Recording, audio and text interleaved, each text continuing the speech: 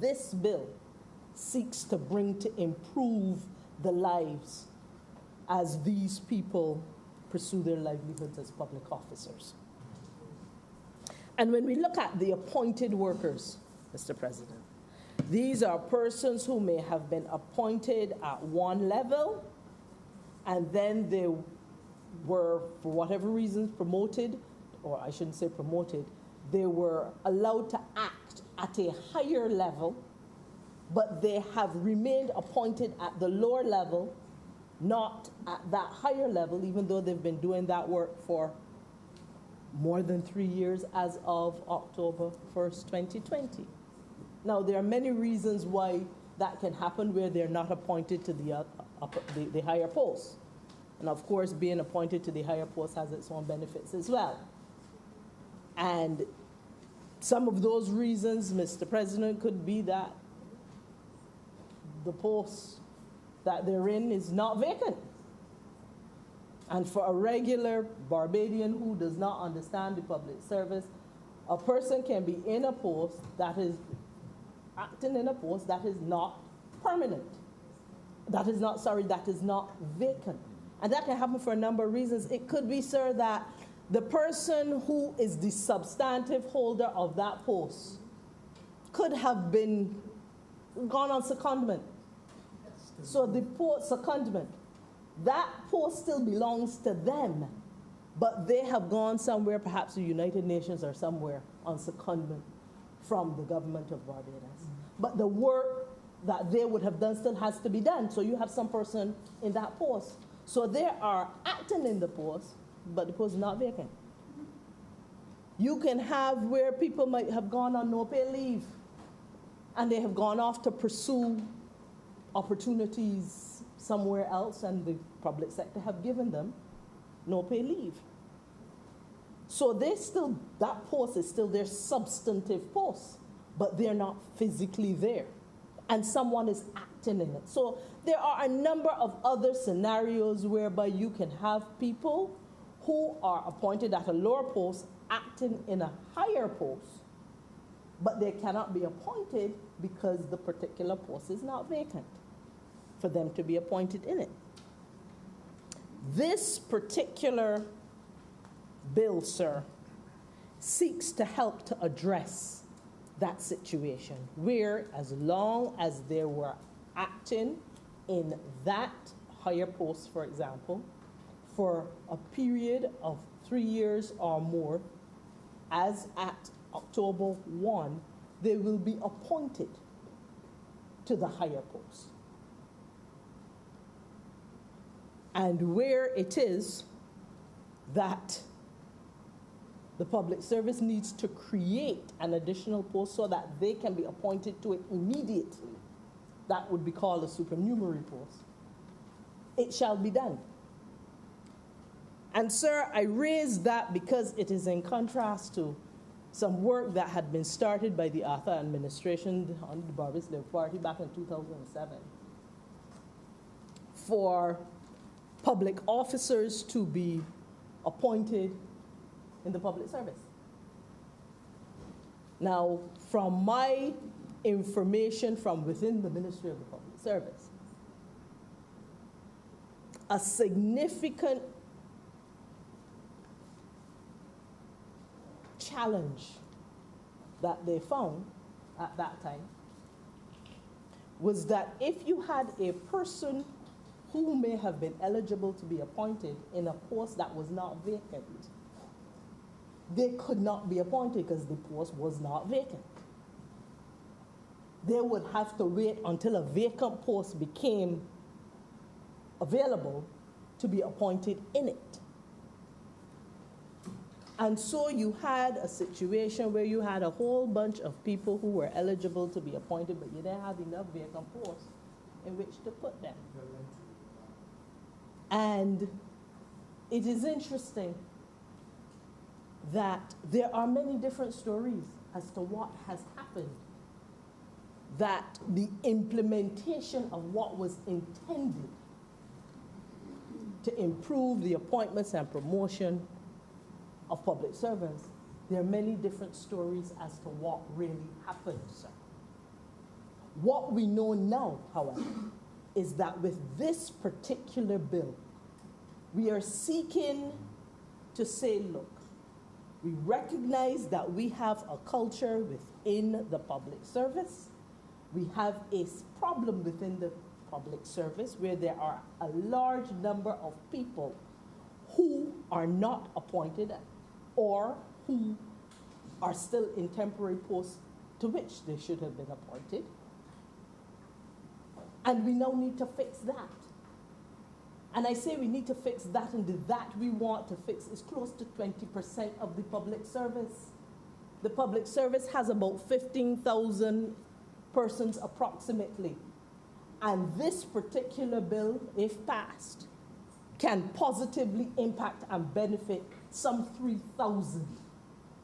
1,900 of which would be about those temporary workers, and 1,200 based on the statistics given by the Ministry of the Public Service who would be affected. So we're talking about 3,000 around out of about 15,000. We're not talking about a small number of people who have been. So you see, it has been widespread, it has been lingering, it has been long-term, and this bill seeks to bring some type of order to what is happening at this time.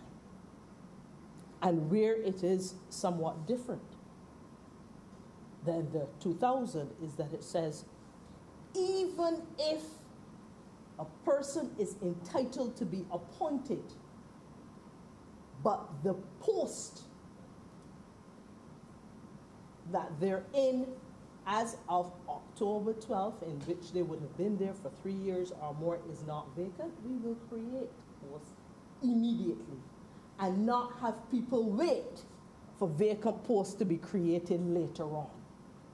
And so it fixes the problem of appointment and promotion and the availability of posts into which to promote and appoint people all in one.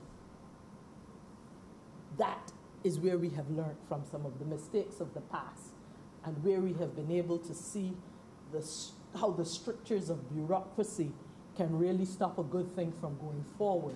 We have now learned from it and start to put some things in place to help ameliorate that. Mr. President, I want to make it clear that this bill is not expected to be the be-all and the end-all for the appointment or the promotion of officers in the public service. This is just one solution right now to help clean up some of the challenge that is there right now and that has not been attended to in as efficient a way as the people of Barbados would have liked. While this now cleans up part of it, it at least clears some of the way for the Ministry of the Public Service to be able to make greater progress with a cleaner slate at this time, as it were, in order to do better as we go forward. And sir, I would wish to remind this Honorable House that while this bill does not amend the Public Service Act, it is a stand-alone bill that will do what the provisions provide for it to do, separate from any amendments to the Public Service Act. So it's separate. But while this bill will not take care of all of those officers who aspire for promotion or appointment, the Ministry of the Public Service still has the Recruitment and Appointments Code, which is found in the first schedule of the Public Service Act. They can still use that to make progress in terms of addressing the aspirations of others who would seek to be promoted and appointed within the public service. Mr. President, the bottom line is this bill will not fix it all. It was never intended to fix it all. It is just one way, and we encourage the Ministry of the Public Service to use the other avenues it has available to it to address many of those other issues as it relates to appointment and promotion. It is at this point, Mr. President, that I'd like, and certainly will, open the floor after calling for the second reading of this bill for the robust discussion that I imagine should happen in this honorable House as we determine how best we will go forward with this particular bill. And it is with these few words, sir, that I beg to move that this bill be read a second time. Thank you, Senator Honey. Senator Franklin. Thank you very much, Mr. President. Well, first, I would like to join the others who spoke earlier today to welcome you to this chamber, and I'm happy to say that we've worked well in the past together and elsewhere, and I do not expect that will change. And I congratulate you before, privately, but I would like to do that so now on the record. Appreciate it. I know you will do a good job. Sir, I welcome the fact that long-suffering and hard-working public officers would finally be appointed, despite some spiteful public servants who were trying to keep them temporary for a long time. But my problem is, sir, this bill has done a bit of a short circuit to get it. And I'm not going to quiet down, because you know what the old people say, if the devil bring it, the Lord send it. Well, the Lord sent this for a lot of public servants who were long-suffering. I heard Senator McConnell make some references, and I'm sure that this is what they told her, and they have misled her. They have misled the Prime Minister and everybody else when it comes to these appointments. One of the first things I want to point out to Senator McConnell is that you can't trust those senior civil servants at what used to call PAD. They lie to everybody, and none of you would deal with them, because it's an offense under the Public Service Act to lie to a minister. You could be dismissed for it. And from what I've heard, they've lied to you. You know, you said just now that they didn't have enough posts to appoint people to. That is not true.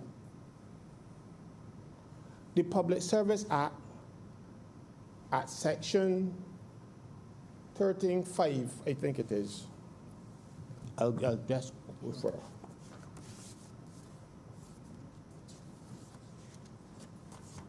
Section 13.5. It says, subject to subsection 6, all temporary offices in the public service that were created as temporary offices and have been in existence for 3 or more years at the 31st of December 2007 are hereby established as public offices in the service. So they established all. You can't get more than all. But what happened? People at PAD appointed their friends in the jobs that these people were occupying. One fellow even appointed his wife, who wasn't qualified. And as a result, you had over 200 people who should have been appointed under the Public Service Act as of the 31st of December 2007, that those people up there cooked the books, put in their friends, put in their families. And those people who didn't get the jobs, some of them are still waiting from December 31st, 2007. When I said that the government has only continued what the late Right Excellent, sorry, not Right Excellent, Right Honorable Owen Arthur has started, because this was his baby. But the implementation went to right. And I can't blame him, and I cannot blame the Barbados Labour Party at this point. Because the act was passed on the 31st, came into force on the 31st of December 2007. And quickly thereafter, the Barbados Labour Party lost the government. So you had new ministers. I know what's happening to new ministers. The civil service is tricked the life out of the man. They tell you what they want you to believe, not necessarily what is true. And I am sure any one of you who is a minister in here, and whoever been a minister, will realize that that is true. You have some senior civil service man, but you're only too happy for a new minister. Man, they treat you real bad.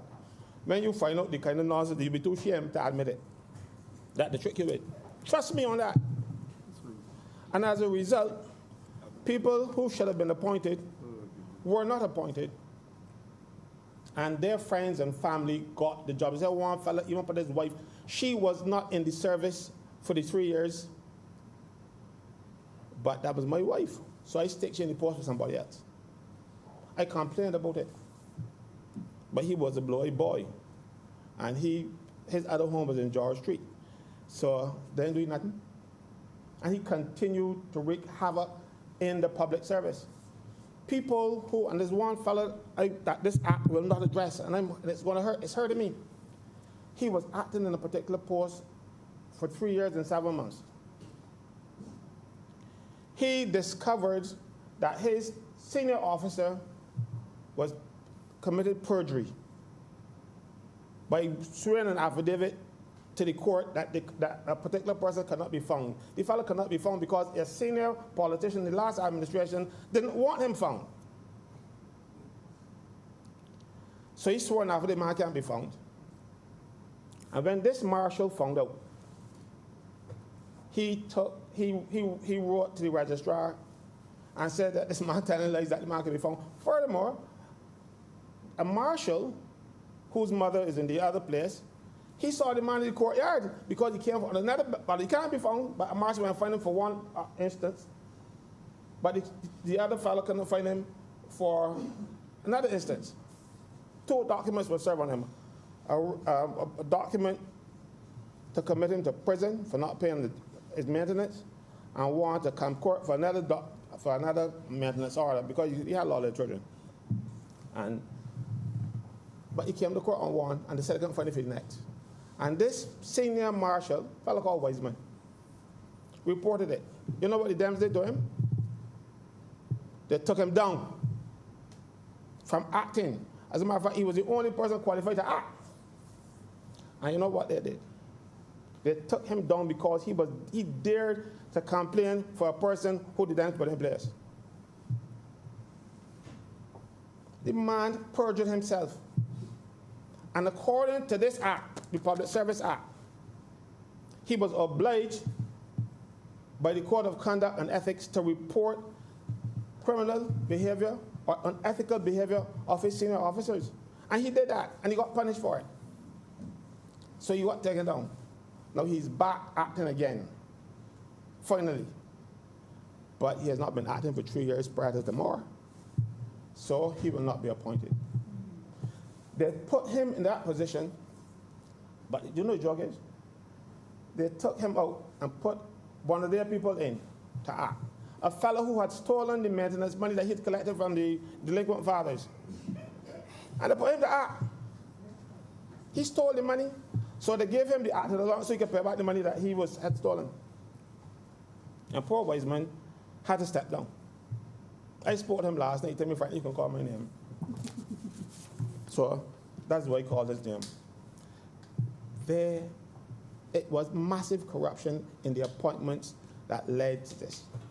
I personally spoke to the Prime Minister, current Prime Minister, about these. So on a couple of occasions when we met, either at meetings or casually.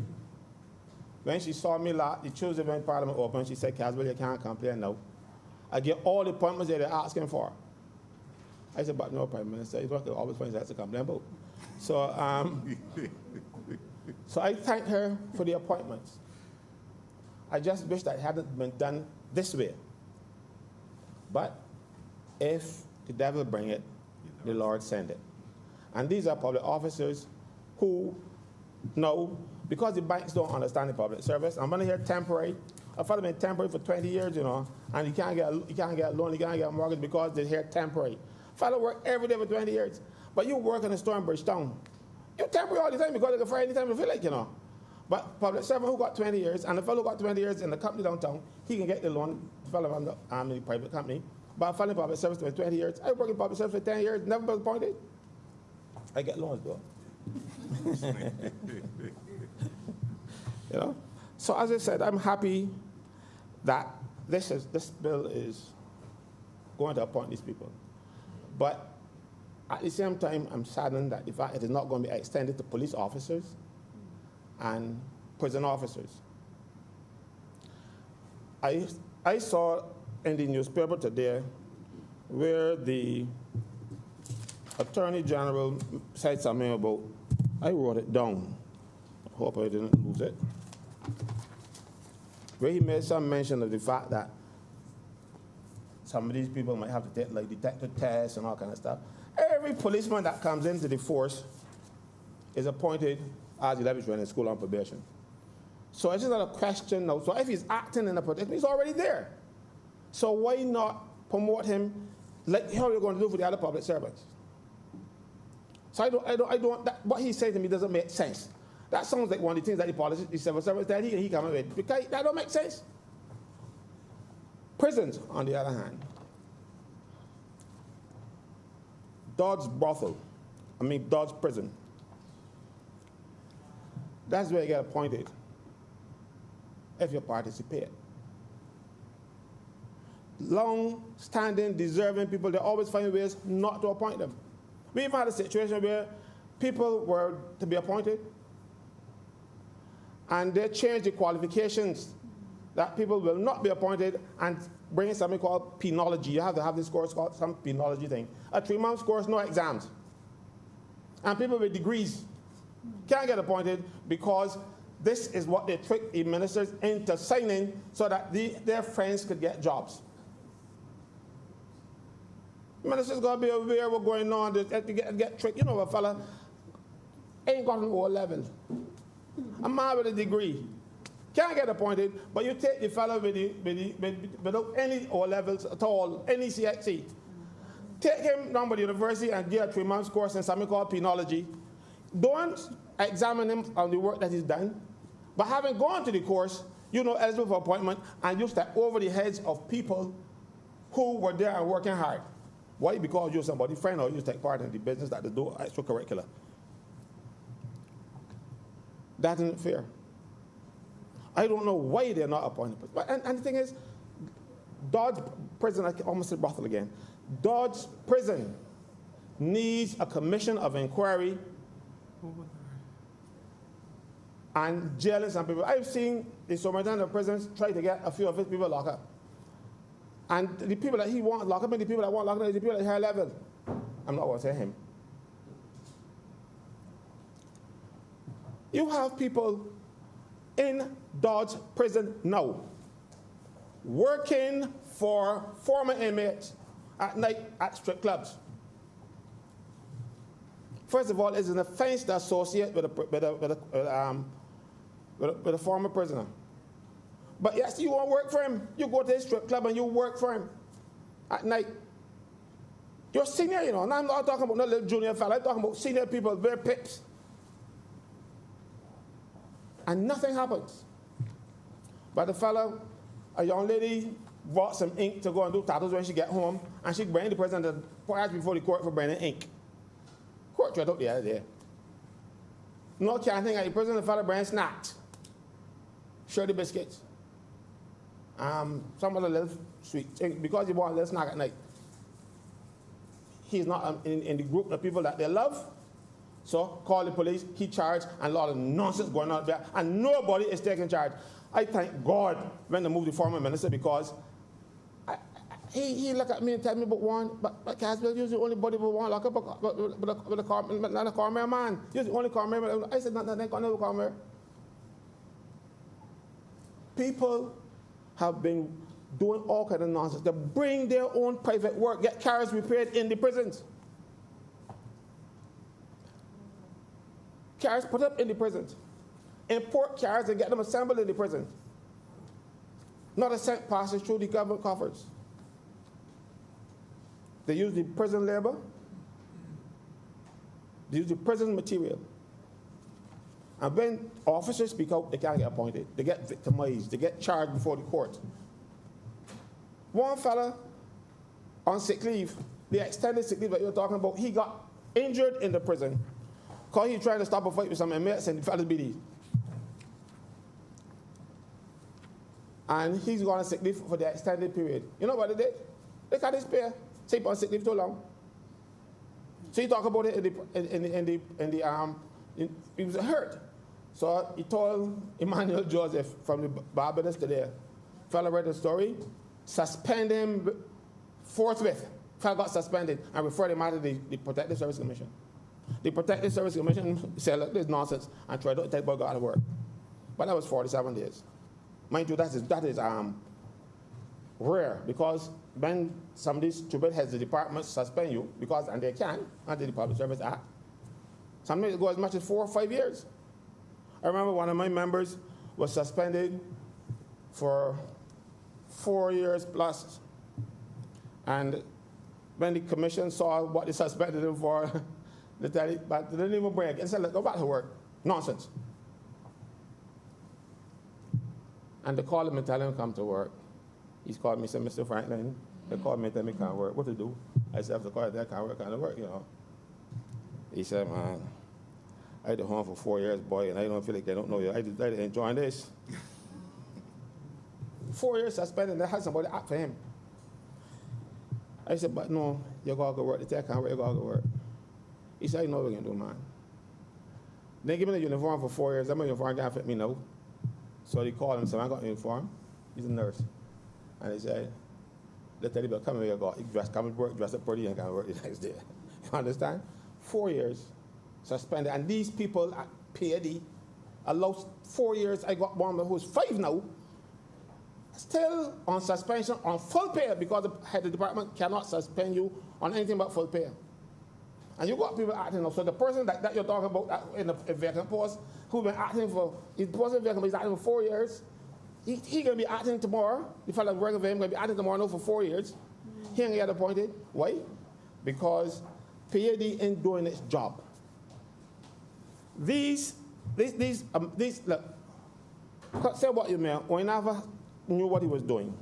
He appointed the persons who were in the service 3 years prior to 31st of December 2007. So everybody who was supposed to be 3 years prior to that date, except the post for special projects, everybody was supposed to be appointed. And thereafter he said, at section 1311, no established post in the public service shall remain vacant unless the vacancy is approved by the Governor General acting on the advice of the Service Commission, or the Minister frees the post. That's what it says. Yeah, or the post has been frozen by the Minister. Same thing.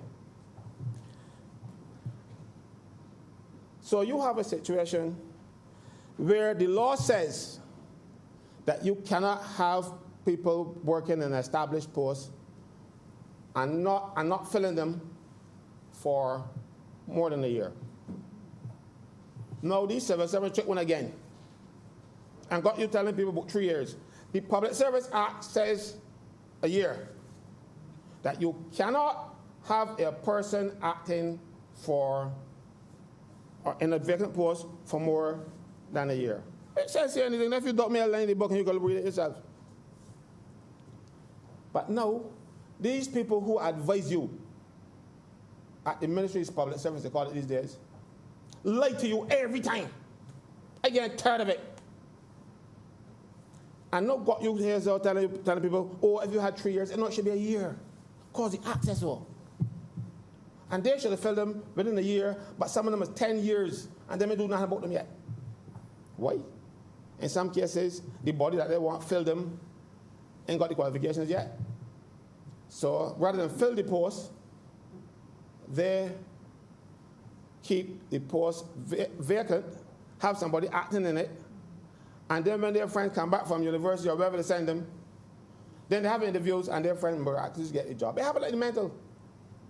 The current director of the mental was not qualified to be director. He was a staff nurse. So they did not fill the post of director. For years, he's acting. Then he qualified. Mind you, there were other people who were working there and were qualified and senior to him. But they didn't want them. They wanted him. And the people in the Ministry of Health and at PAD, as they called it at the time, conspired to make sure that their man got the job. So they filled the vacancies. So that is why they're not filling vacancies. Because my son at university coming out soon, and I'm filling this post till he qualify. He fail, of course, he got to go back, so he got to go back in a year before he fill it. All these things happen in the public service because you got to be somebody son, somebody daughter, in love with somebody is your what do you call it? It is. But they're trying to legalize these days. If you in those relationships too, you have that. So if you're not fitting those categories, if you're out there so just a normal civil servant who trying to get through life normally and following the rules, you ain't making it. Somebody got your job, they mark on it, and they conspire. What I don't like about this bill is that you tell people now that if you have a bad report. I had bad reports one time. I was one of the best civil servants I had. So imagine me getting a bad report. But never found guilty of anything. Never charged with anything. So if I were there now, all I had is a law moat. And I used to talk back with people when they tell me first I don't believe, because I remember one of my seniors told me, we've been doing this for 30 years, and you come and tell me first that we're doing it 30 years wrong. And me follow. Either doing it wrong, I was proven right in the end, They were doing it wrong for 30 years. But I stand up and say, well, look, what I tell people, I went to school, I could read English, and would have you doing it with it saying that. But that's another thing about the service. You come into the office and you're doing the work. So when you're about to leave, they bring somebody for you to train. And you teach them your bad habits and your misinterpretations. So it go on and on and on and on and on. But I said, no, you can't teach me nothing. What does that tell me? I said, you went to convent, I didn't learn to swim. You can't teach me nothing. So let me read this thing for myself. But I shouldn't say that, but they got offended. And as a result, but it turned out I was right in the end. But I made an enemy because I said, but you're doing it wrong for 30 years, and they were. Right? So I don't, as I said, I don't want to make too much noise about this act because it's doing something that I begged for. And they're going to say I'm grateful if I get too much noise, but I got to speak about the things peripheral to it. And I got a lot of things that happen. Right? And with public service taking a lot of or arrogating unto themselves things that are not theirs, powers that are not theirs. I'll give an example. Recently, I had reason to go and represent a deputy principal at a school, government secondary school. I sat before the chief education officer and I said to her, but the acting chief education officer said, look, you have no such power to transfer a principal or a deputy principal. I said, mind you, all your predecessors have done it. And I never complained because they were not my members. But now that this one is one of my members, you aren't touching them. And I picked up the Constitution, pointed out that under the Constitution, a principal who is the head of department according to the Public Service Act, the 8th Schedule of the Public Service Act, says, if you look down the list,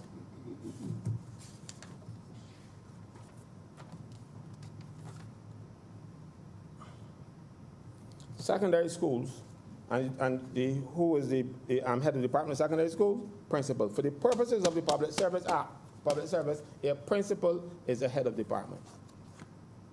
And under the Constitution, only the Service Commission, after consulting with the Prime Minister, not the Minister of Education, not the Chief Education Officer, can transfer a principal. But principals have been transferred over the years. Certainly after 2007, when this act came into force. And people telling me, but why did you transfer them? And principals didn't know. The Chief Education Officer has power to transfer certain people. Because, look, let me go back. Under this Constitution of Barbados, Section 94, the Governor General, acting on the advice of the Public Service Commission, or whatever it's called these days, was responsible for appointing people, and appointments mean transfer, appointment on transfer as well. Governor General. But you do not expect to see every little administrative thing in public service done by the Governor General. So Section 95 allows the Governor General, Section 95 of the same Constitution allows the Governor General to delegate some of her powers, or his powers, depending on who governor was at the time. It was in 1974 that they did it, to members of the commission or to certain senior public officers. It is called, the document is called the Delegations of Functions, Public and Police Services Miscellaneous Provisions Order 1974. It was published as essay number 174, number 122. I call it so many times, I don't got to look. And in that document, the Governor General has delegated to the Chief Education Officer the power to make acting appointments to the post of teacher, appointments to the post of supernumerary teacher, and display control and respect of the temporary teachers the supernumerary teachers. That is all the power that the Chief Education Officer has. If the Governor General, under an instrument by a law, delegate unto you certain powers, you can't take more unto yourself. You cannot arrogate unto yourself more power than you got. The Governor General give it, and that's it. But you can transfer and you can appoint temporary teachers, acting teachers they call it, acting appointment to the post of teacher, and supernumerary teachers. A principal is not an acting or temporary teacher. So she or whoever sits in the office of Chief Education Officer cannot transfer a principal. I hope you're in the backs are listening, because they may know. And they take the transfers and grumble. But they don't have any such authority. If anybody doubts me, read the documents for yourself. Section 94 of the Constitution gives the power to the Governor General. The Governor General at Section 95 can delegate those functions to other people. She can delegate the functions except the power to dismiss. All the other powers she can delegate. And to the Chief Education Officer, she gives these two little powers, and the Chief Education Officer take more onto themselves. Stop it. Because what happens, and I'm hearing that you get a call from somebody, and the minister tells the chief, transfer X. Minister hasn't got power to do that either. When she denied that that was the case, I said, you want to see the text message? I made the WhatsApp message that where the person who made the thing said that they're doing it. She said, I want to see it. I said, well, look at here. But they had the WhatsApp message too. So they're not even acting on their own. They're taking instructions from people who don't have the authority to give them instructions. So you disrupt the school system because somebody get vexed if I don't like he, or he went to school at so-and-so, and he shouldn't be principal at this school because he ain't good enough. So you transfer it out.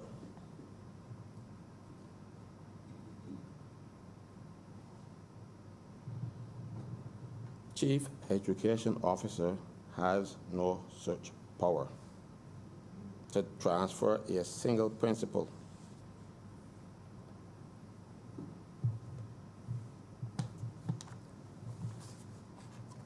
As I said, the power resides with the commission, and because it is the head of department, And that power is found in the Constitution, where it said the Prime Minister, consulting with the Commission, that is at Section 99(2) of the Constitution, which was one of the constitutional amendments made in 1974. The act was 1974, number 34. All right? That we should go to rest right now. So I hope some of these people in the ministries are listening, because they're disrupting the system. They're getting and putting the political people in place, and all they're doing is destroying the public service.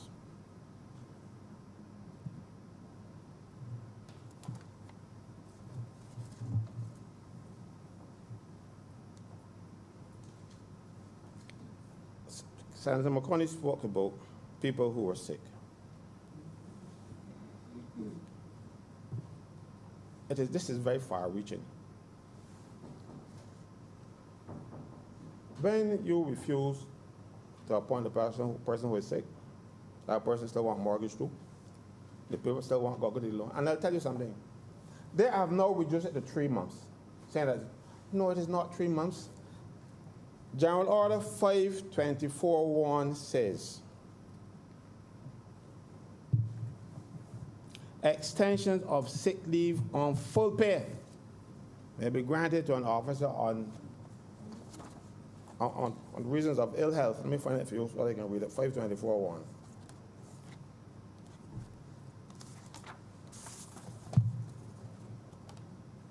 Extensions of leave with full pay may be granted on the ground of ill health to any officer other than a casual employee for a period not exceeding 6 calendar months, and where there is reason to believe that the officer will ultimately be fit for further service for a further period not exceeding 6 calendar months. And there's reason for that. Remember, you talk about people paying less national insurance? Because the people in this category here, the civil servants, appointed civil servants, cannot claim national insurance, sickness benefit, or unemployment benefits because they don't pay for them.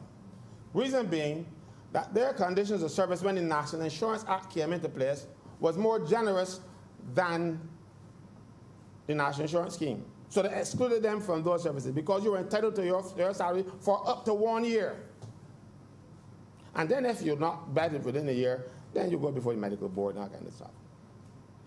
Over the years, people acting in defiance of what is stated in this general order have cut off people and say, you are not giving them, you're giving them sick leave, extension sick leave without pay. There is no such thing in the law as an extension of sick leave without pay. The only thing it speaks to is an extension of sick leave on full pay. So that's again somebody saying, well, look, I give you power to do X, and you're going to take on to do Y. You cannot give them anything else. Now, if you don't give them extension of sick leave, you have just dismissed them from the public service. So you got to get them in. But I'm the chief personal officer, now Director General, some years ago, has given to the heads of the department the power to decide if the people will get extension of sick leave. Again, in this document, General Orders has delegated that function to the chief personal officer, now Director General, and the chief personal officer, being a delegate, can't sub-delegate. Minister here will tell you he's a lawyer. There's a maxim, they call it, delegatus non potest delegare. All it means is that a delegate can't delegate. So if you have been delegated a function, you can't pass on somebody else unless the instrument that they tell you, that give you the delegation, says you can do it. And the general order does not give her that power. But what has happened, since she don't want to do the work and is passing on the work to everybody else, different heads of departments have different standards. I remember some years ago, they say you're going to have to bring a certificate after 2 years. After 2 days. And one head of the department determined, oh, you have to write and say what was wrong with you. not required.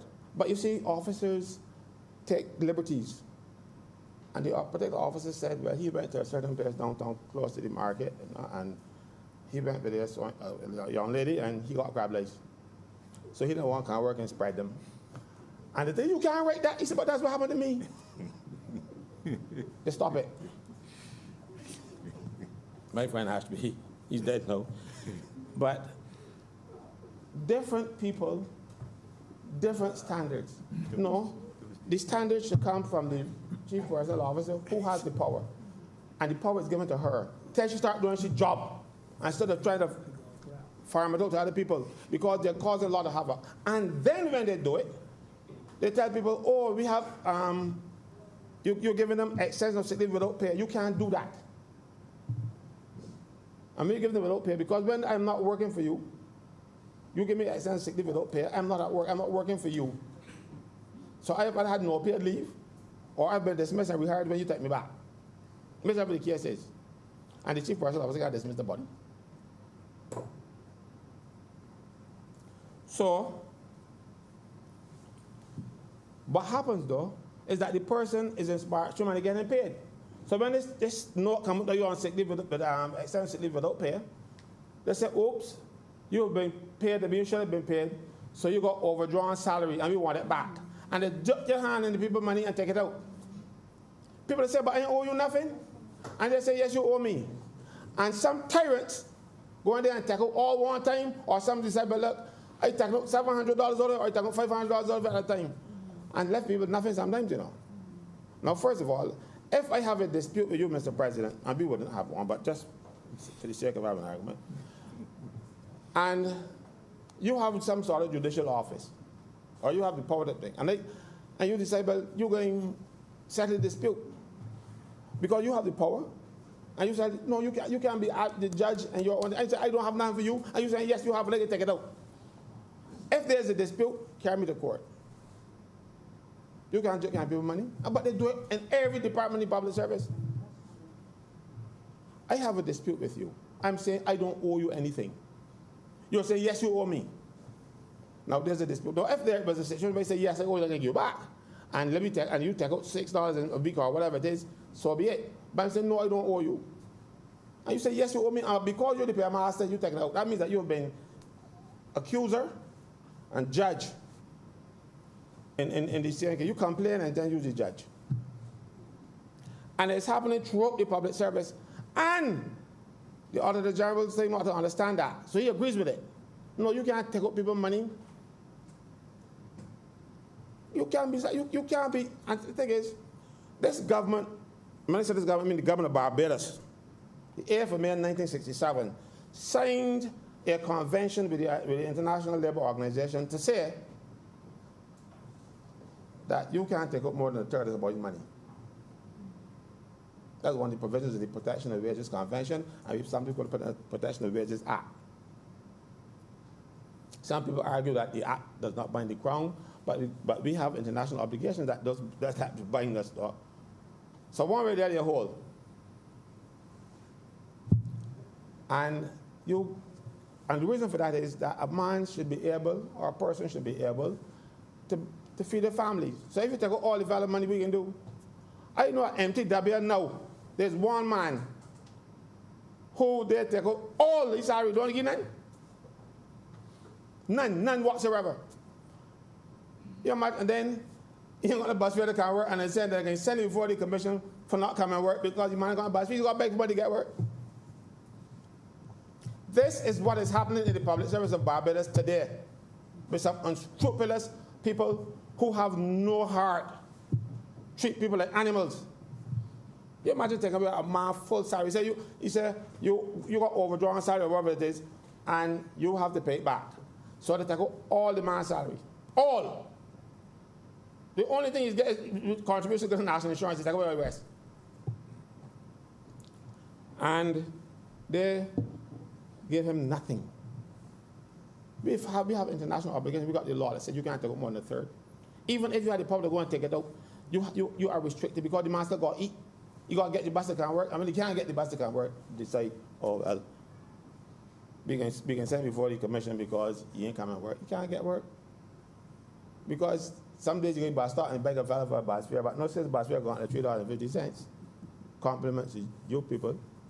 Everybody can give $3.50 so often. So you see,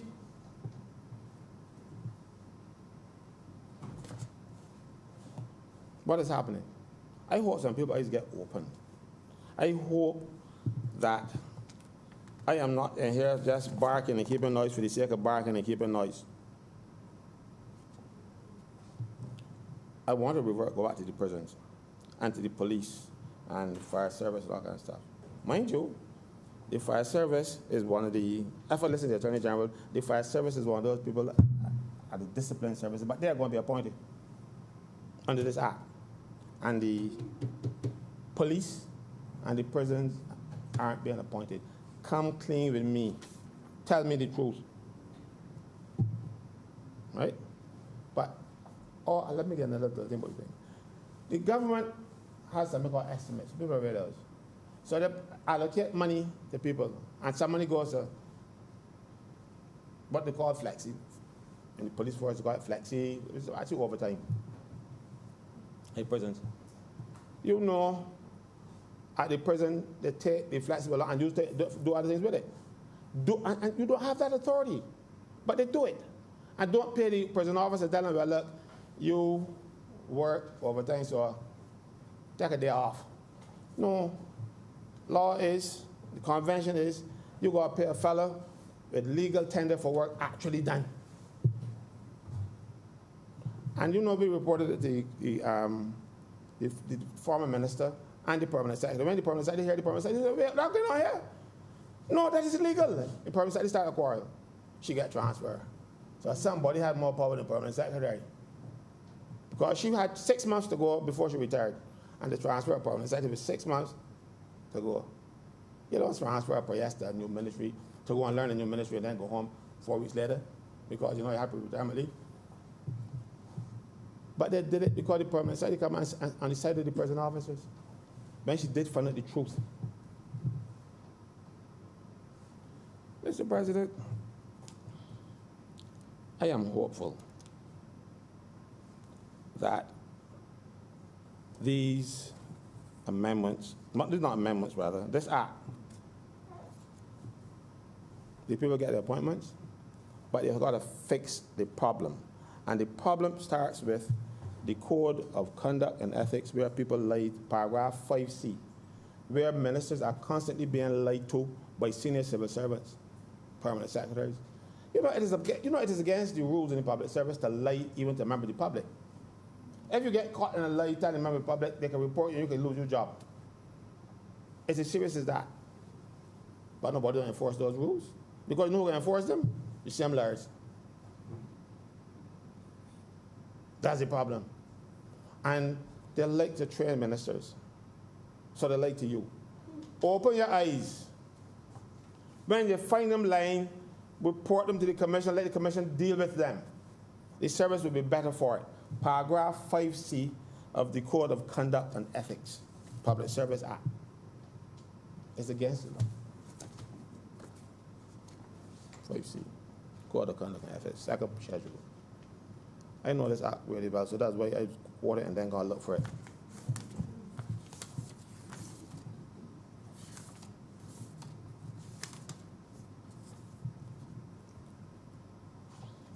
It says officers shall, A, B, C, not deceive or knowingly mislead ministers, Parliament, permanent secretary, or the public.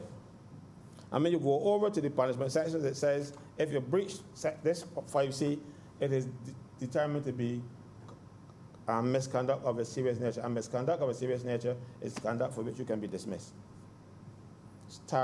You see, the rot in the civil service isn't at the bottom. The problem is at the top. When the juniors see the nonsense that's going on, then they say, well, them ain't gonna pull the way either because boss ain't pulling the way and all kind of stuff. So, like Napoleon said, you gotta shoot a general. Probably a director general. I don't know.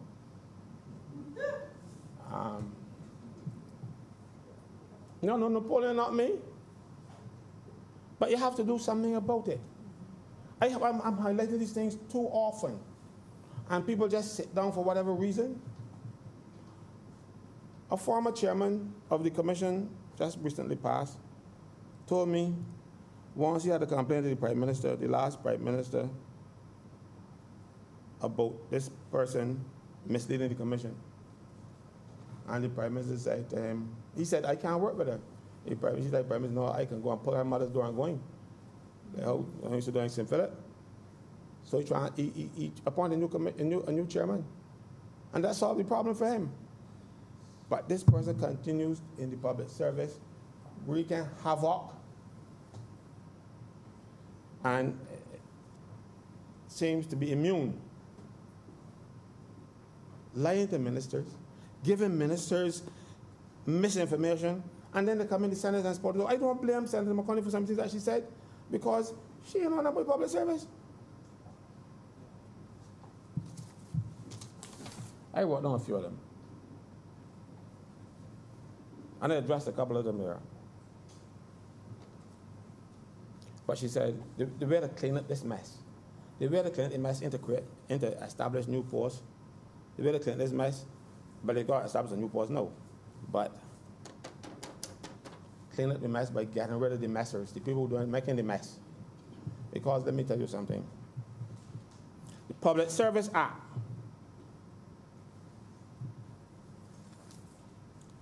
Recruitment and Employment Code, if you look at the notes, Note 7,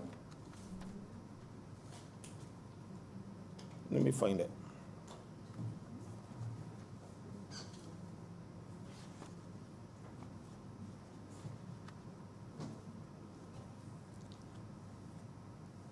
I'm speaking about the code, the Recruitment and Employment Code, which sets out the procedures for appointing people. In this code, there's exceptions. The section says, in order to give managers flexibility to meet short-term needs sensibly and economically, recruitment to appointments up to 12 months, it used to be 3 months. But these same people prevailed on the last administration change to 12 because they don't want to do the work. May be carried out without open competition if personnel from within the organization are filling such vacancies. If there is any possibility that staff may be needed for more than 12 months, or if the vacancy is being filled by external recruitment, then the procedure for full, fair, and open competition should be used at the outset. Meaning that if you have a vacancy and you know that is a permanent post, you got to fill it right now. But what they do, they keep people temporary, giving you 3 months, 3 months, or 6 months, 6 months, all the time. When the law says you can't do that. So when you, and then tell the minister, oh, you have to send up these things every 6 months. That's not what the law requires. The law says fill it from the outset. If it is vacant, if it is a temporary thing, yeah, so be it. You put in these temporary people, but they keep people temporary. Give them 6 months, 6 months, 6 months, and then one of them and their friends finish school or whatever. Next thing you know, the body will get a new authority, and somebody will get any job. That person haven't worked for years though. The public service is rotten to the core because of the abuse. Let me give an example of one abuse that I will speak to. This happened over 10 years ago because I was working at the NUPW at the time. And I took the case to court. That was the last case I took to court when I was there. We had a case where some young ladies' name went up to the commission for appointment. 2 people, one in the Ministry of Health and one in the Ministry of the Public Service now, but it was PAD at the time, conspired to deceive the commission. So the names that went up for appointment, they scratched out 2 and put in their children's names. Their children were being taught by these same people who have not been appointed. The people didn't train yet.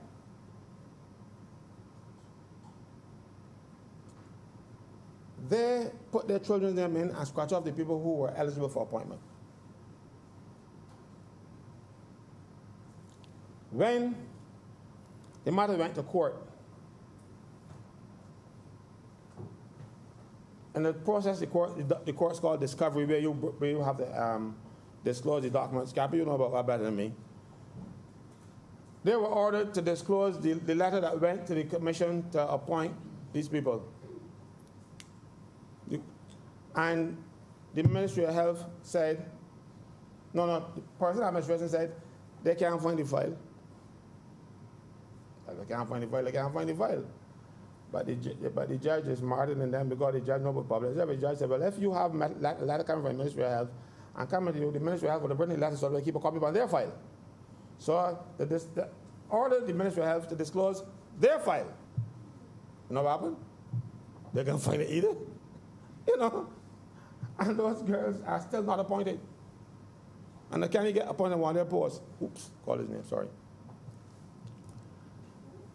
I can't even.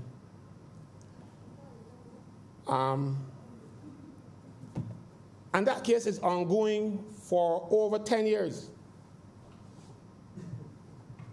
And the same person that I was speaking about earlier is presiding over that nastiness, and nobody is doing anything about it.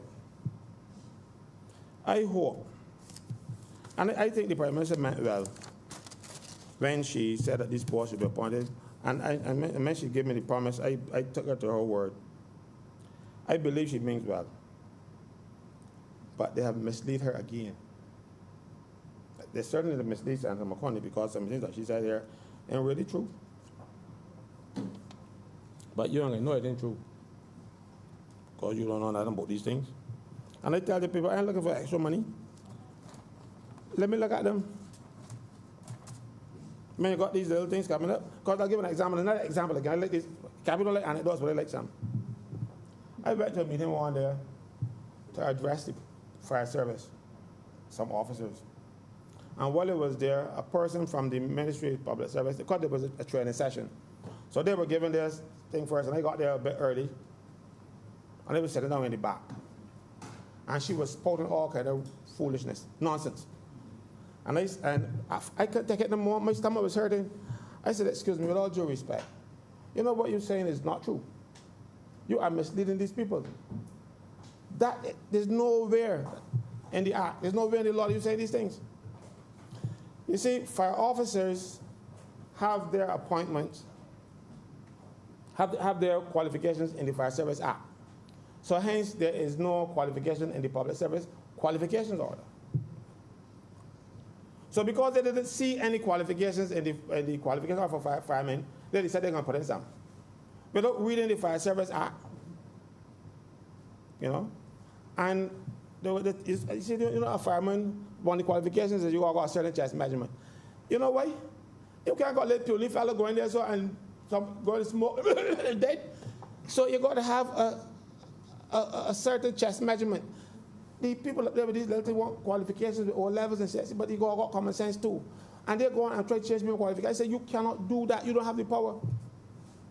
You can't. Only Parliament can do that. But they don't know their craft because these people come in green. They put them in a job. They don't know what they're doing, so they make the job what they think it should be. Not what it is, but what they think it should be. Let me talk about qualifications. I can sit down soon because I think my half hour is somewhere. The hour. In the public service, the minister must make orders. When the minister makes orders under Section 13, they must be published.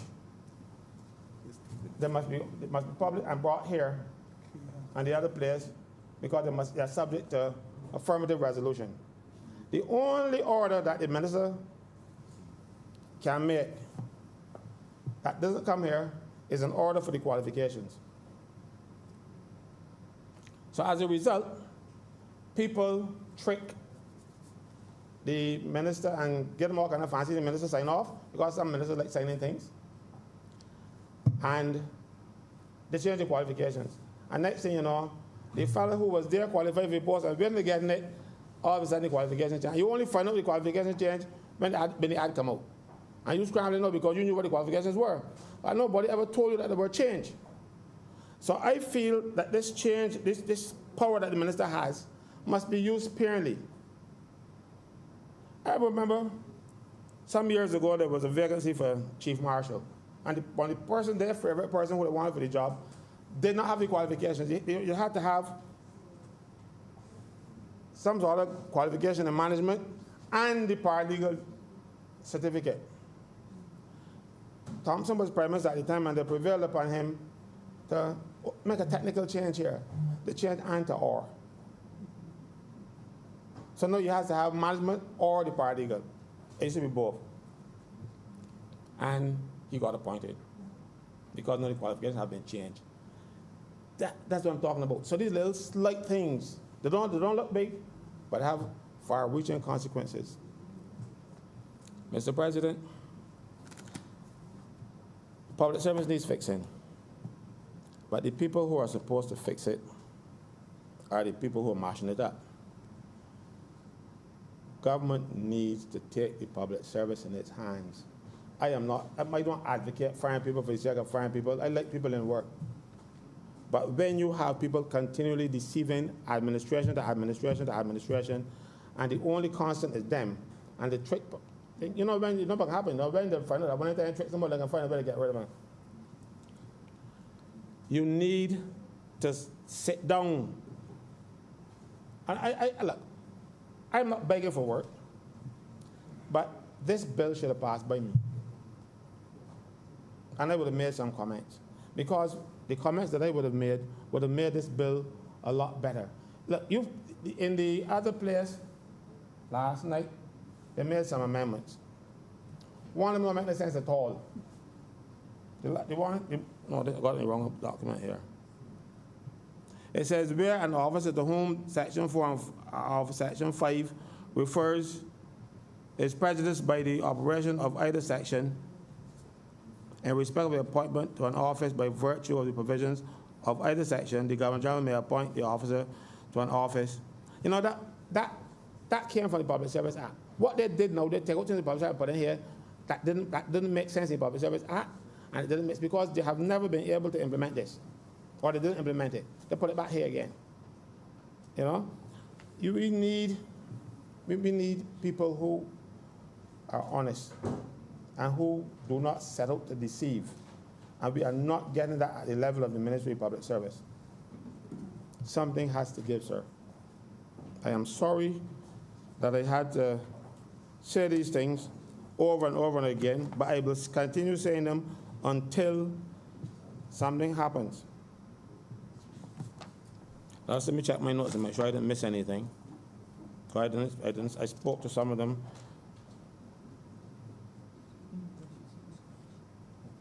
I spoke to the negative report, time off, and yes, and finally, sir,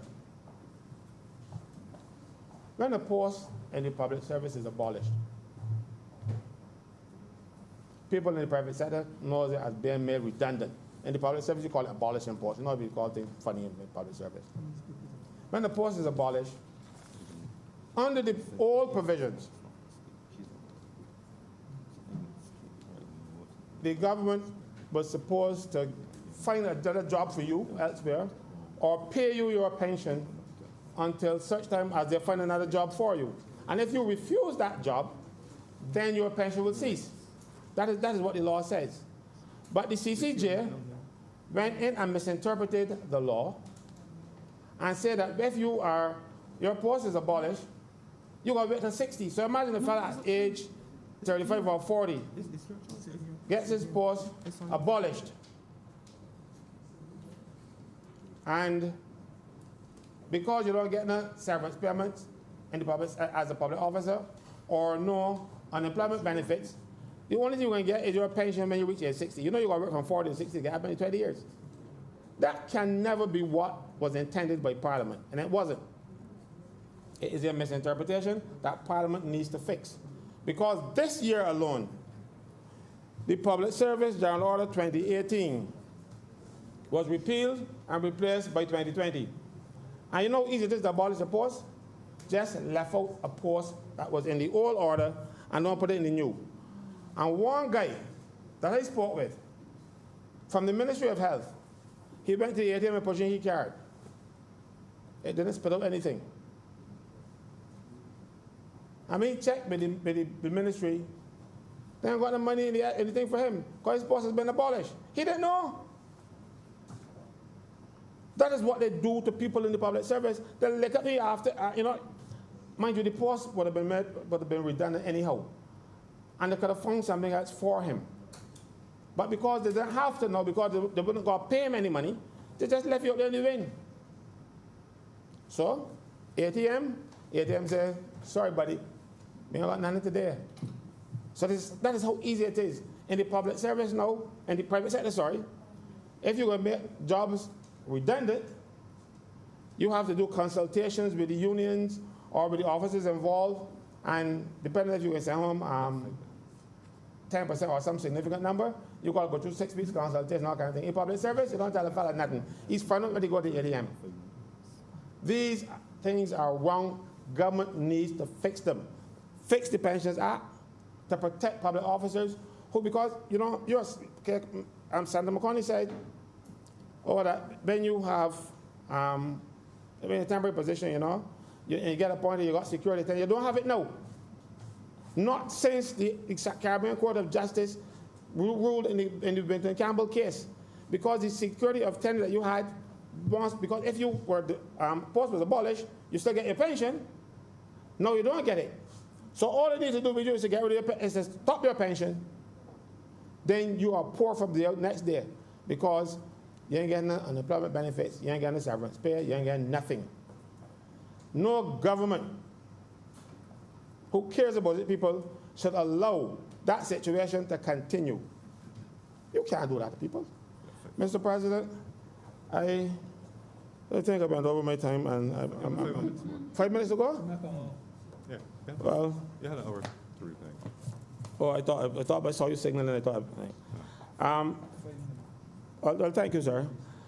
But all I'm doing is asking the government to review the legislation that deals with public service, pensions, public service rules, and all kinds of things. Get some sort of body.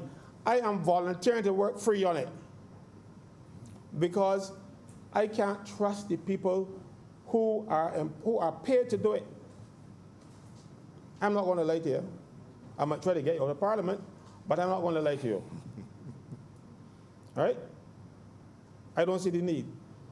But we need to fix these problems because they're doing more harm to public servants. And when you look at it, there's one core of people with these problems. You only need to tackle 1 or 2 people, and the whole public service will start to change. I am obliged to you, sir. Thank you. Thank you very much, Senator Franklin. Senator Moore. Thank you, Mr. President. At the onset, let me congratulate you. This being our second sit-in, but my first opportunity to put that on record.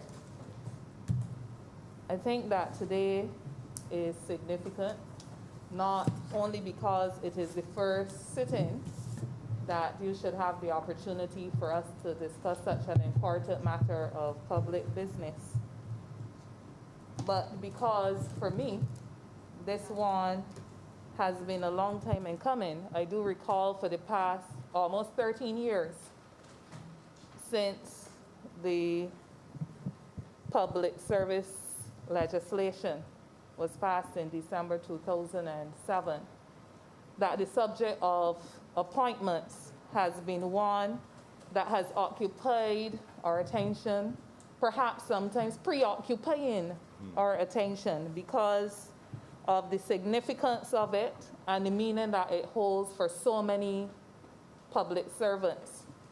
A number of those who were disadvantaged, and a number two who, since the passage in 2007, saw themselves in positions where they were significantly compromised. Certain commitments expressed when the Public Service Act was passed and seeing those commitments not honored, and then finding themselves in a position, public servants generally and their representatives, finding a situation where some of the same things that that legislation sought to address were happening repeatedly. And a number of them calling and making appeals in so many different spheres to have the issues addressed in their interests. And whatever else I'm going to say this evening, I think that what we have before us must not be seen as a one-size-fits-all solution, but must be seen certainly in terms of what it is going to do in the immediate short term for the over 3,000 public servants that will stand to benefit. I don't need to rehash, but because a lot has said and a lot of important things have been said that I would not wish us to forget, because so much else has been said. I think it is important for us to recognize that for the thousands that this bill would impact, once it is passed, that it is about providing security. And I don't want us to see security in terms of job security, because certainly recent history has shown that appointment does not mean that one will have a job for life or a job until retirement in the public service. Once upon a time, that was the feeling. Once you get a public service job, once you get a job in government, as people would say, that's a job for life, or a job for as long as you want it. So I'm not suggesting security in those terms. Certainly we saw in 2013 a number of public servants who were appointed finding themselves out of work, while public servants who were not appointed remained at work. I think easily of workers at the NCC and so on, MTW. Then we saw it in the BERT program. The BERT program the BERT restructuring that started back in 2018, where appointment on its own did not secure for the person who was appointed a place necessarily, as efficiency and other considerations, cost considerations and so on, became the order of the day. But security for many still, because what it represents is an access to social improvements for oneself and one's family, the ability to prove your income, as we heard from Senator McConney, to prove your income when seeking to access loans and seeking to access other means of enfranchisement and assistance for your family. It brings access to benefits, because there are benefits that permanent officers have that temporary officers do not have, including sick leave benefits, if you can call that so, or protection, and paid time off, and also opportunities at times for career development. But one of the things that I have recognized over the near 13 years is that this, for many public servants, means peace of mind, generally. Because while there, as I mentioned, the whole idea of job security is not there in the same way that it was years ago, it's a peace of mind. Every week almost, there are public servants that have been complaining. If you see them 5 times, they'll be complaining, I just want my appointment. I just want my appointment. And that is something, therefore, that I recognize, Mr. President, for many is an answer to their prayers. However, there are a number of things that have been touched on peripherally, and I think that will need to be paid attention to, because why is it that a piece of legislation introduced in 2007 with a number of objectives that were set for it see us in a situation where we still have over 3,000 people today that still need this issue being fixed for them? It means that for the past 12 plus years, we've not been doing everything that we ought to have been doing. And it's not about apportioning blame, although it's easy to see where blame might reside. But it is more at this point about having us recognize that there is a lot in the system, in the public sector, that needs to be fixed, so that we can avoid some of the same pitfalls that have brought us to a point where in one fell swoop we have to be appointing large numbers and perhaps have to be overlooking a number of things, and in the process still may be underlooking a number of things as we seek to answer the demands of many to settle the issue of appointments. I first want to touch on the issue of medical leave.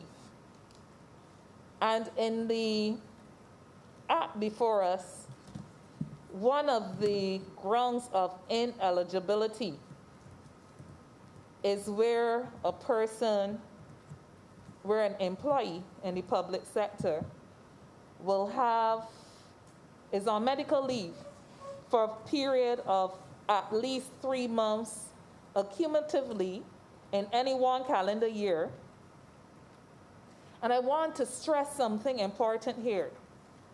And so it's not only that the person has been on medical leave for 3 months accumulatively on its own in a calendar year, but in addition, that person has been processed by the Director General for referral.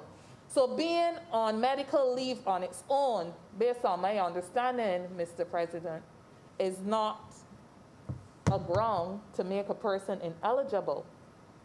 But if they have been on 3 months leave and the process of referring them to a medical officer has been triggered by the Director General.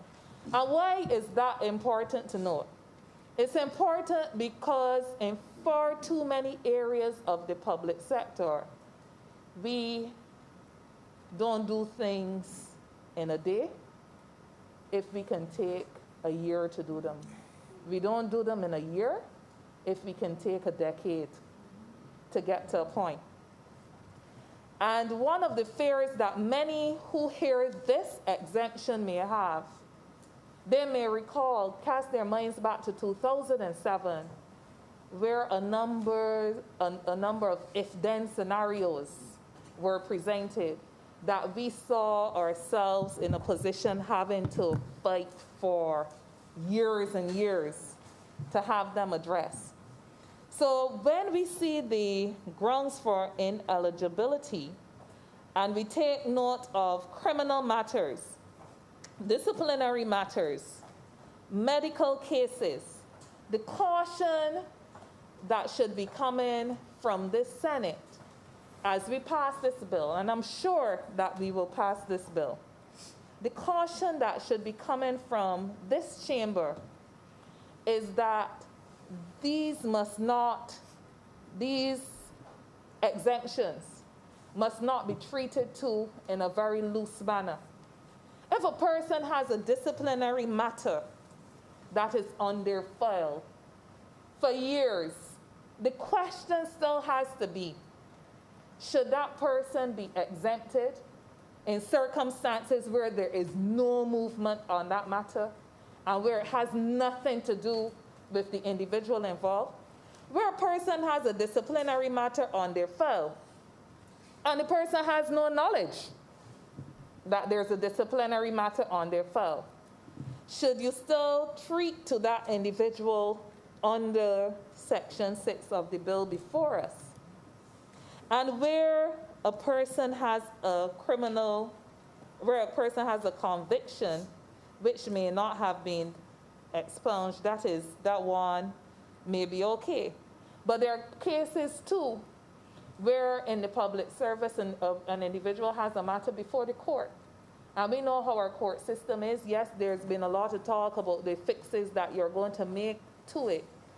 But while we are recognizing that we'll carry it back to the 1st of October, if it takes another year, if it takes another 2 years for a number of these things to be regularized, it still means that the benefit of appointment to bring security, to bring peace of mind, to bring access to benefits is denied for that further period, and that is something that must not be ignored. And it's something that must be underscored for attention as we do this with the intention that we hope not to find ourselves in this position in another few years. So yes, the point has been made that the public sector has to be fixed. I think that point has been made in this chamber on several occasions before. I therefore want to, as I note that, signal that the Public Service Act, for all the benefits it has brought, has also brought its fair amount of chaos to administration. And I do recall a previous submission of mine in this honorable chamber, especially when we were speaking on the position, the introduction of a position of Director General, that if we change titles, but we still have the systems as loose as they are, we're not going to be fixing anything. What we will be doing is shifting the problem down the road. And my submission is one, to applaud the fact that we have gotten to this point, but to have us recognize that we need to move beyond this to address the kinks in the system or the blockades in the system that are not allowing our public sector to be as efficient as it should be. The other thing that will concern many, and it's not that people are ungrateful, because we have this tendency that when we do things that should have been done ever since, and people complain about any aspect or challenge any aspect, there's a tendency by some to behave as if they're being ungrateful. But the other challenge that we should be preparing ourselves for in the coming months will be the issue of seniority. Because where appointments should have been done for some time before, and I think my mind goes automatically to the area of customs, for instance, and court martials, where there were a number of anomalies. We've heard about situations where people were put in positions and people who ought to have been put in positions were not, and so on. Although the appointment comes now, the date of the appointment also raises the challenge of seniority. So although a person may get an appointment, a grievance might not go away in full, because that person may feel that they ought to have been still senior over another person, because appointment dates do have a role when one is considering seniority. I'm sensing the room, and I know that a number of my colleague senators who are very supportive of this bill, they may be anxious for us to get to a vote. But I just felt it was important not for me to only cite those what I've mentioned as any regrets, because I don't think that they're regrets, they're points of caution. But I just wanted to take the opportunity in this honorable chamber to make sure that I was present here to see this one through, having agitated for it for almost 13 years for a number of these positions. I felt that it was necessary for me to see this one through to the point where we come to a vote.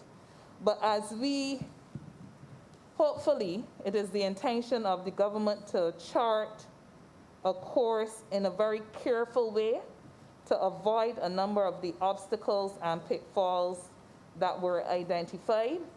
And I do believe that a number of public servants have found themselves receiving so many promises, and of course they would hear a date of the 1st of October. But I think what will be more meaningful for many of them will be when they can receive in their hands the letter of confirmation. So many promises have been made over the years. In 2015, another similar promise was made. I know we've come a step closer. We are enacting it. We have a date. But I think the proof of the pudding is in the eating. And the eating would be in seeing public servants soon receive their letters of confirmation in their positions. And while we do that, while we work on that, I think that no time should be wasted in moving swiftly and assiduously to address the other outstanding matters. I am fully supportive of the bill. Comes at a very significant time in our lives as Barbadians and public servants when so many workers are challenged, where the issue of jobs and job security is paramount, is foremost in people's attention because of the economic security or insecurity all around. And I do commend this bill to each and every one of the honorable senators in this chamber for their full support. Thank you. Thank you very much, Senator Moore. Any other speakers before we invite Senator Drakes? Thank you, Mr. President. I, too, would just like to quickly make an intervention on the Public Sector Appointment Bill 2020. And I just want to start off by saying that I do support the bill. But I just wanted to make some interventions.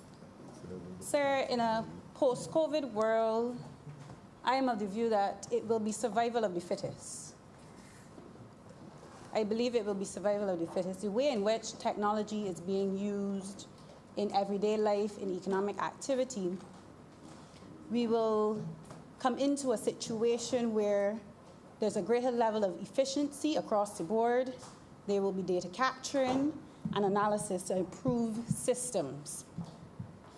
And sir, although the bill provides the much-needed job security, as Senator Moore and Franklin would have mentioned, I couldn't help but read the bill, and I had a few questions, 3 in particular. Sir, I'll walk you through those 3 questions. As I read the bill and I understood its intention, I still felt as though there was some information that was missing. The first question I had was, what is the current level of productivity in the public sector? Sir, in the estimates for the financial year 2019-2020, personal emoluments were just around $750 million. And we have about 15,000 public servants. Sir, despite having some kind of understanding of the number of persons in the service and the aggregate wage bill, I, along with most Barbadians, I'm not sure if the government has some kind of indication, but we are, for the most part, blind to what is the level of productivity across various departments in the government service. And so I think that type of information is really now needed to manage the economy that we find ourselves with.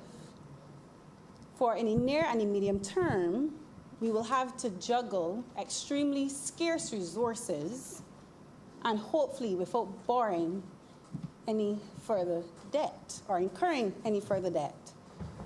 So, sir, what am I saying? I'm saying that we have to get to a point where we improve the type of information that we have coming from the operations of the civil service or the public sector.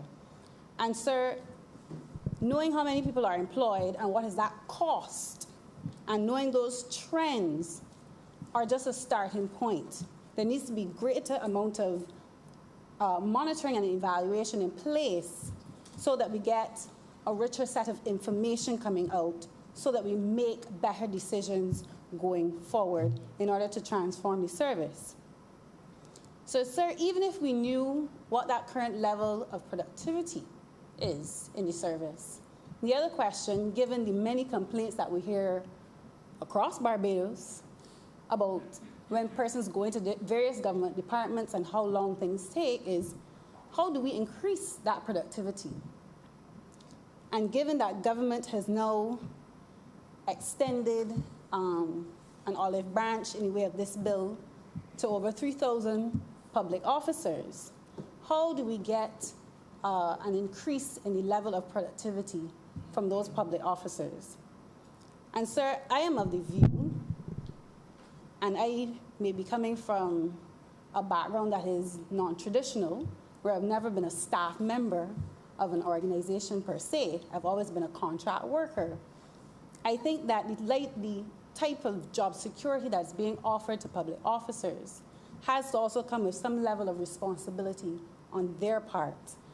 And, sir, if we continue to reward persons who are ineffective in their occupation on the job, or who blatantly disregard their responsibilities, some action should be taken swiftly. Sir, if we are to move forward, I believe some type of performance monitoring and assessment needs to be done. And even if we have to institute even self-reporting, those things will also act not just as a way to measure the productivity of the public officers, but for them, if they're doing what they're supposed to do, he or she will have some type of record of their service if it ever comes into question. So the third question is, how do we increase the level of satisfaction and incentivize public officers in order to increase their morale to provide better service? And so I ask that question because a lot of the times we look to technological interventions to increase the level of service, when sometimes there's a human element that needs to be improved in order for a better service to be provided to the people of Barbados in the public sector and in private business as well. So, and when I thought about that question, it took me back to an interview that Sir Richard Branson had some years back when he was asked about how was he able to have his companies and the staff of his companies provide such a high quality and level of service to the customers. And he simply said, I take care of my staff. Once I take care of my staff, they in turn will take care of my customers. So, sir, I think what the government now has to do, and as Senator McConney noted, this is just a first step, is start to think about the ways in which we can incentivize and increase the morale of those in the public sector. Because money is not all. In this environment, it may be. But how we interact and how we relate to our public officers goes well beyond just making sure they are appointed. So things like environmental conditions matter to morale.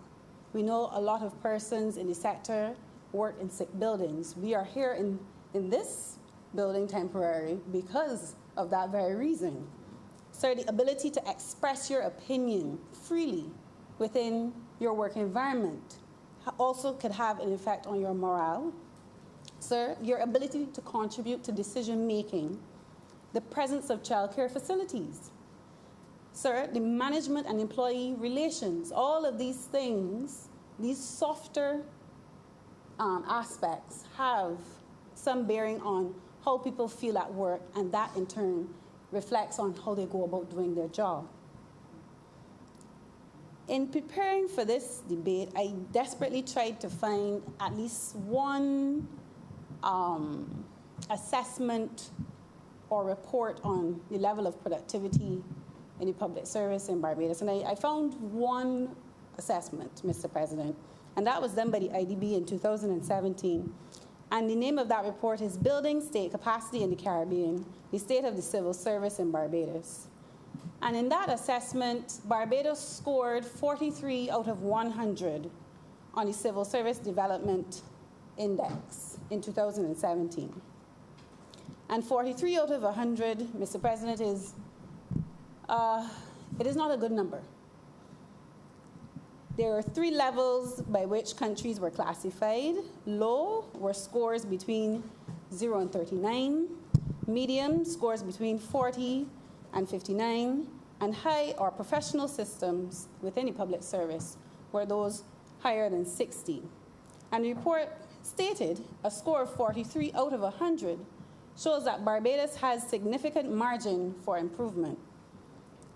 And sir, what struck me was out of the 15 categories that made up the index of the assessment, we scored in 8 of them below 39. So we had a low score out of 8 of those categories. The first one, we scored efficiency, which was a score of 16, integrative capacity, 20, management capabilities, 33, HR planning, 24, human and social relations, 20, organization of HR function, 20, and most shockingly, development management, which is a category which focuses on individual and collective growth, was identified as the least mature HR subsystem, scoring a total of 8. Sir, clearly then there is room for improvement in the operations of the civil service.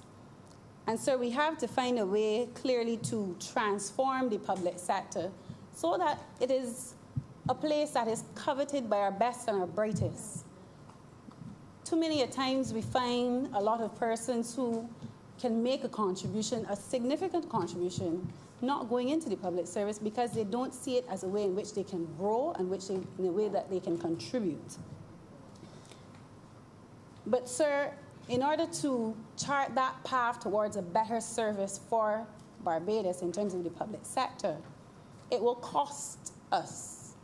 And I've spoken about this in previous sit-ins, but it will cost us. And what it will cost us is that ability for elected officials, public officials, to constantly interfere in the public sector for their own political gains.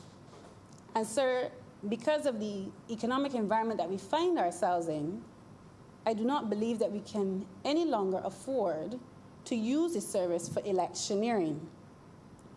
Sir, I am not saying that elected politicians have no say in the service. The service must be guided by the government of the day and the policy. But sir, what we cannot allow is for the corruption of interference.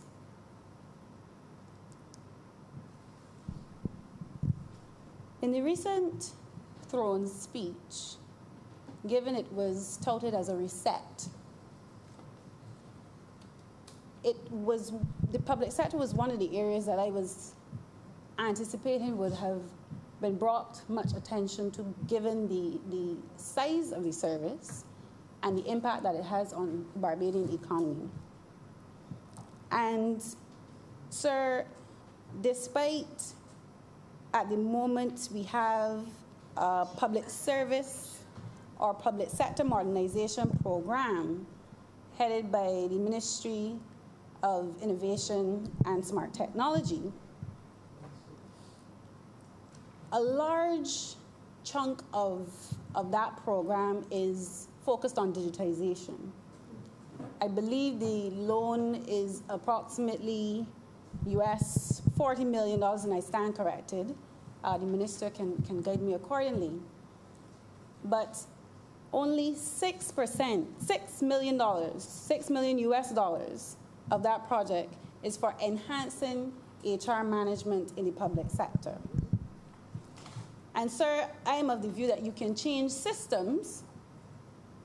However, you also have to change culture and the ethos of the public sector to really see any true gains coming out of those digitization exercises.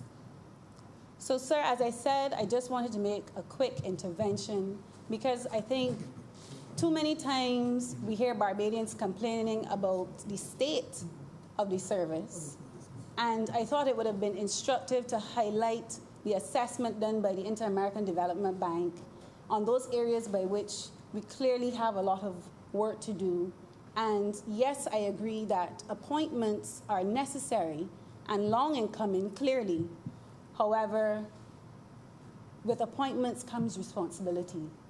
And I really hope that with the efforts done by the Ministry of Innovation, Science and Smart Technology, as the minister said, the appointments is just one step to, or one solution moving forward to improving the service. And with that brief intervention and contribution, sir, I'm obliged to you.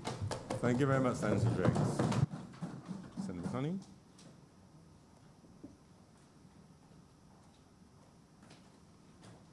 Senator McConney. Thank you, Mr. President. I wish to thank all of our honorable colleagues for their contributions to this debate. Mr. Franklin and Senator Franklin had many stories, as usual, about what he considered to be how appointments were made and whether there were improprieties included. Much entertainment in that regard. It was interesting, however, that he would mention that the public service is rotten to the core. That was a very surprising statement for me to hear come from the mouths of someone who would represent the public service and who at one point in time also said that they would not want for certain public servants to be a part of the integrity legislation that did not manage to pass through. So it is very interesting that I hear these words, which in my mind appear to be contradictory, Mr. President. I also wish to acknowledge the contribution of Senator Moore, who spoke about the fact that there are commitments that were made before that were similar with regards to appointing that were not indeed honored, and that there is a caution that there are possible areas for further lag to exist if we are not attentive and we do not pursue it vigorously to make sure it happens, and that really and truly we need to do better in moving beyond the blockades that have been created for the appointment and the promotion of public servants. And Senator Driggs made a very interesting contribution as it related to some of the key questions that have to relate to productivity and to increase levels of satisfaction and to incentivize the persons to improve morale and other aspects. I simply wish to add that there is a part of the public sector modernization program that speaks to a human resource component that seeks to improve the human resource management within the public sector. There are several different components to that, and the process for that has begun. You're absolutely right that there is a major cultural issue that needs to be addressed within the public sector. As we know, one does not address culture in a minute or a day. It is a process that will take time, and this government, as you know, are committed to bringing about the reform. In fact, the way in which we have gone about seeking to bring about the change that is required in appointments and promotion using this approach of this bill is certainly one way of showing that this government is interested in taking action to move that needle. And so, Mr. President, it is with these few words that I beg to move that this bill again be read a second time. Seconder? The question is that this bill be read a second time. Those honorable senators in favor, please say aye. Aye. Those against, please say no. I think the ayes have it. Mr. President, I beg to move that Your Honor do now leave the chair and the Senate resolve itself into committee for the further consideration of this bill.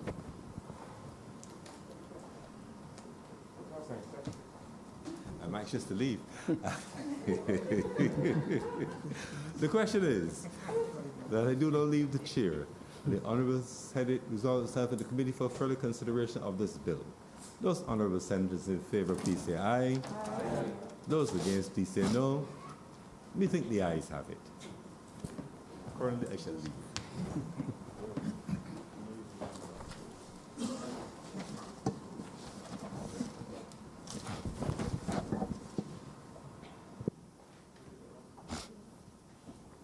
The Senate is now in committee. Clause 1. Mr. Chairman, I beg to move that Clause 1 stand part. The question is that Clause 1 stand part. Honourable senators in favour, please say aye. Aye. Those against, please say no. Methinks the ayes have it. Clause 2. Mr. Chairman, I beg to move that Clause 2 stand part. The question is that Clause 2 stand part. Honourable senators in favour, please say aye. Aye. Those against, please say no. Methinks the ayes have it. Clause 3. Mr. Chairman, I beg to move that Clause 3 stand part. The question is that Clause 3 stand part. Honourable senators in favour, please say aye. Aye. Those against, please say no. Methinks the ayes have it. Clause 4. Mr. Chairman, I beg to move that Clause 4 stand part. The question is that Clause 4 Mr. stand President. part. Clause 4. At Clause 4, it says if you are acting in the post for 3 years or more immediately before the 1st October, sir, that immediately there is serving to do a disservice to what is happening. Like persons I spoke about, the guy I spoke about who was working for 3 years, and then they took him down because he wasn't with them. And then, but since when he came in, he gone back now. But he didn't there for 3 years. That was not his fault. So if you say we're working for 3 years in this particular post, that will cover it, because what you sought to do in the amendment that they did in the House is to make this Clause 7, where you said that the government will appoint people because of anything. You wouldn't need that amendment if you take out immediately. I think that should be considered, and I really feel that it wouldn't do any disservice to the people. It would help a lot of people who have been disadvantaged to be appointed, and because a lot of people will be suffering. You have people who work and they get transferred to another place, and somebody gone into their post because it was a temporary post. So you don't hold a temporary post, you were in a temporary post. Now you're making the post permanent, but the person that was in it originally and worked for 7 years, and I know a case like this, person worked for 7 years, but then they got a little promotion and they're gone out now. And the person who came in after them and gone in their post has been there for 3. All of a sudden, that person is going to be appointed and senior to the person who they were replacing. It is not fair. I think, sir, that immediately needs to go.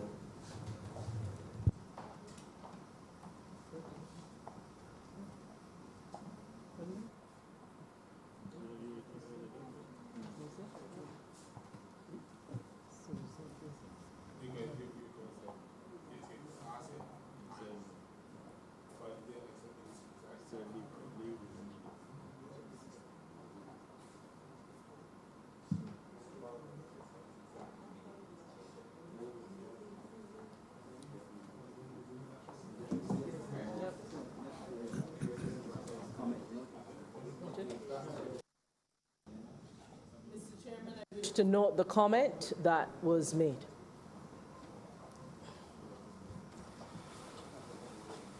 The question is that the comment of Senator Franklin be noted, which calls for the removal of the word immediately. Those in favour, please say aye. No, not be noted, not changed. It's not changed. Just noted, just noted. Just noted, just noted. So, it's It's not amended, it's just It's noted. not amended. It's noted. Yeah.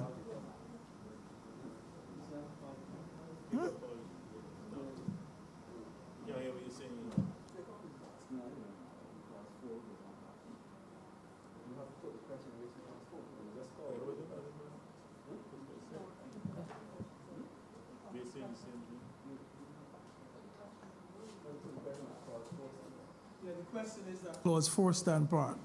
Honorable senators in favor, please say aye. Aye. Those against, please say no. Methinks the ayes have it.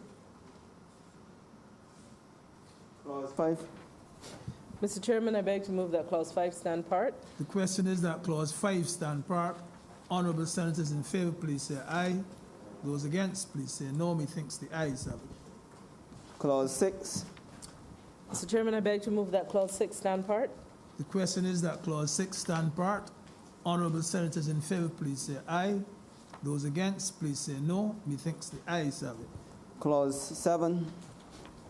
Mr. Chairman, I beg to move that Clause 7 stand part. The question is that Clause 7 stand part. Honorable senators in favor, please say aye. Those against, please say no. Methinks the ayes have it. Clause 8. Mr. Chairman, I beg to move that Clause 8 stand part. The question is that Clause 8 stand part. Honorable senators in favor, please say aye. Those against, please say no. Methinks the ayes have it. Clause 9. Mr. Chairman, I beg to move that Clause 9 stand part. The question is that Clause 9 stand part. Honorable senators in favor, please say aye. Those against, please say no. Methinks the ayes have it. Report. Mr. Chairman, I beg to move that you do now report to His Honor the President the passing of one bill in committee. The question is that I do now report to His Honor the President the passing of one bill in committee. Honorable senators in favor, please say aye. Those against, please say no. Methinks the ayes have it.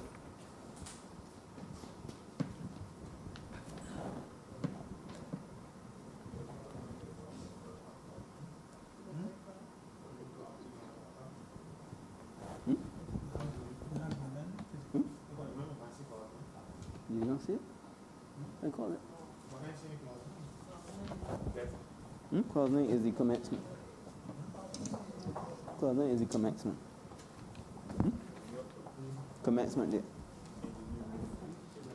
Looking at it, yeah. Yeah, it does, in the new bill. It does have it in the new bill.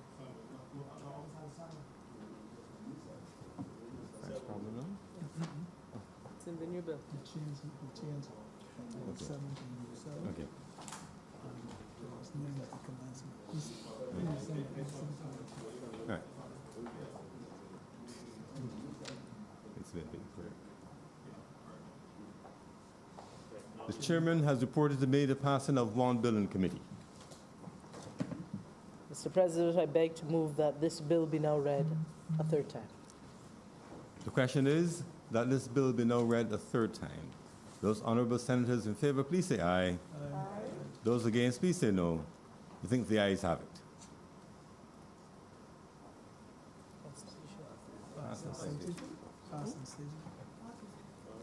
Mr. President, I beg to move that this bill do now pass and be cited as the Public Service Appointments Act 2020. The question is that this bill be now passed and so cited. Those honorable members in favor, please say aye. Aye. Those against, please say no. I think the ayes have it. Mr. President, this bill requires a vote on the section 49 of the Constitution, and therefore we need to take actual voice vote. Ordinarily, we would ring a bell to make sure everyone is here, but based on the numbers, I think we have all senators accounted for. So.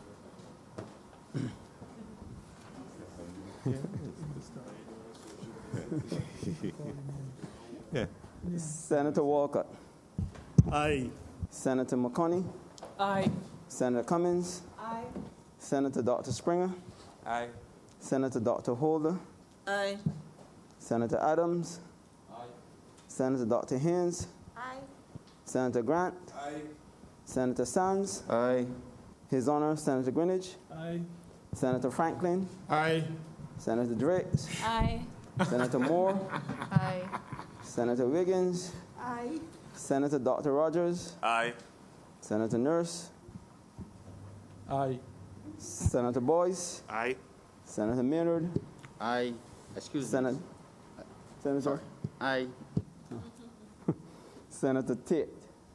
Aye. Mr. President, 19 honorable senators voted in favor of the bill, and therefore, in accordance with Section 49 of the Constitution, the threshold of 2/3 majority has been met. The bill is therefore passed in accordance with the Constitution.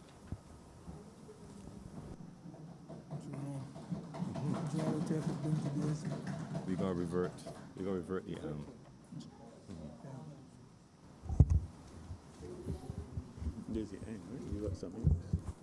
Mr. President, we revert to reports from select committees.